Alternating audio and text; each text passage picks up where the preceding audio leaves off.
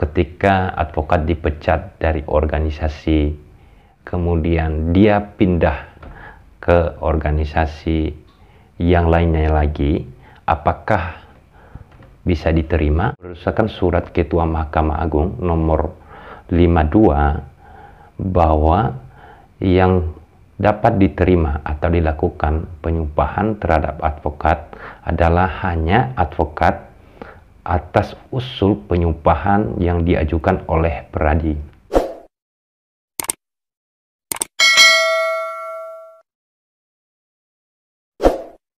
Terima kasih teman-teman, kita jumpa lagi pada video kali ini. Saya memberikan sedikit penjelasan terkait dengan pertanyaan salah satu penonton pada konten saya sebelumnya.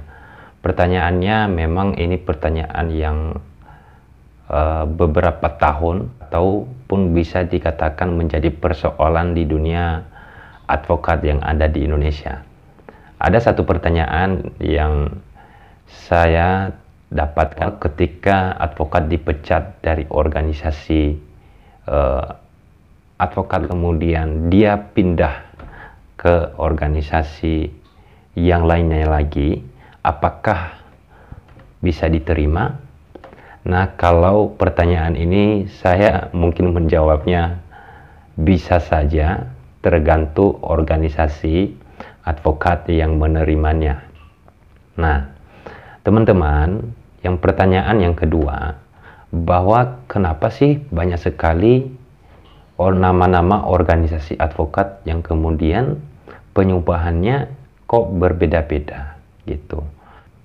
Belum terjawab sampai sekarang, artinya belum diberikan surat keputusan yang menyatakan bahwa harus menginduk pada organisasi satu atau berdasarkan usulan penyumpahan yang diajukan oleh satu organisasi. Tapi teman-teman harus ingat bahwa sebelum tahun atau sejak tahun 2010 sampai tahun 2015 itu sebenarnya penyumpahan advokat itu berdasarkan surat Ketua Mahkamah Agung nomor 52 bahwa yang dapat diterima atau dilakukan penyumpahan terhadap advokat adalah hanya advokat atas usul penyumpahan yang diajukan oleh peradi. Tetapi sejak tahun 2015 sampai sekarang ini telah dibatalkan surat keputusan Mahkamah Agung tersebut, sehingga dari 2015 muncullah surat keputusan Mahkamah Agung yang baru, yaitu nomor 73, yang membolehkan seluruh organisasi advokat bisa mengajukan permohonan penyumpahan advokat yang sudah terdaftar di organisasinya. Organisasi advokat sekarang adalah multibar. Tidak bisa dipungkirin teman-teman, semua nama-nama organisasi sekarang bisa mengajukan penyumpahan advokat, mau 10 orang, mau 20 orang, ataupun banyak orang bisa dia mengajukan permohonan penyumpahan advokat di pengadilan tinggi domisili wilayah advokat atau calon advokat. Jadi bisa dilakukan penyumpahan di mana saja oleh semua organisasi. Artinya organisasi advokat adalah legal, dan organisasi advokat yang sudah melakukan penyumpahan dan pelantikan terhadap anggotanya adalah sah sebagai advokat.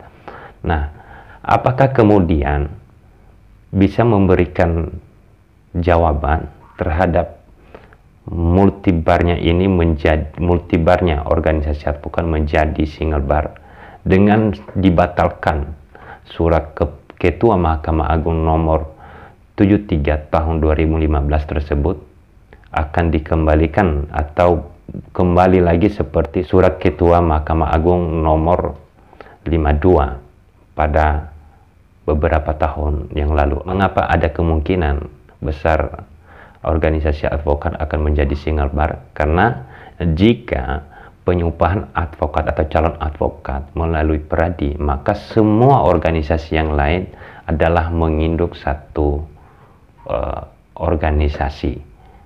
Artinya berpedoman atau berdasarkan usulan penyumpahan advokat itu hanya peradi, maka semua organisasi yang lain mau tidak mau harus menyatu pada peradi. Nah teman-teman, apakah organisasi yang lain menerima atau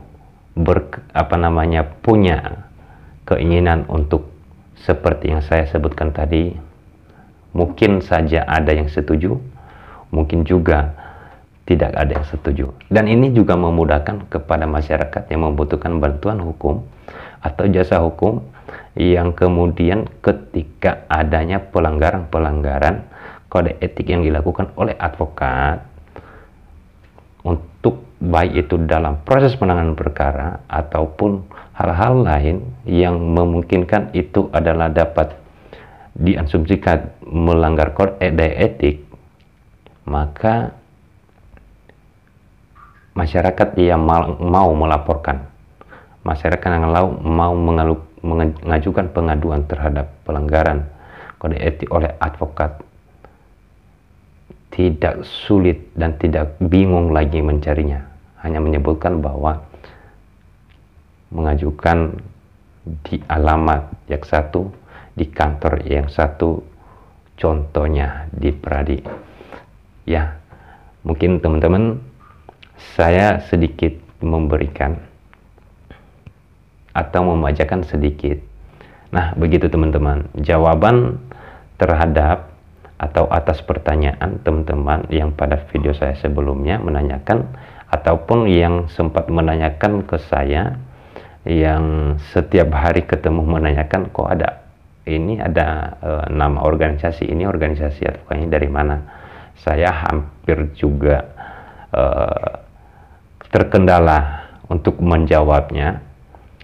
Saya bingung juga ketika ditanyakan oleh masyarakat bahwa sebenarnya organisasi advokat ini tidak bisa disatukan lagi seperti disatukan nama saja Peradi gitu, sehingga organisasi yang lain tidak ada dan semua hanya dalam satu atau disebut wadah tunggal atau single bar.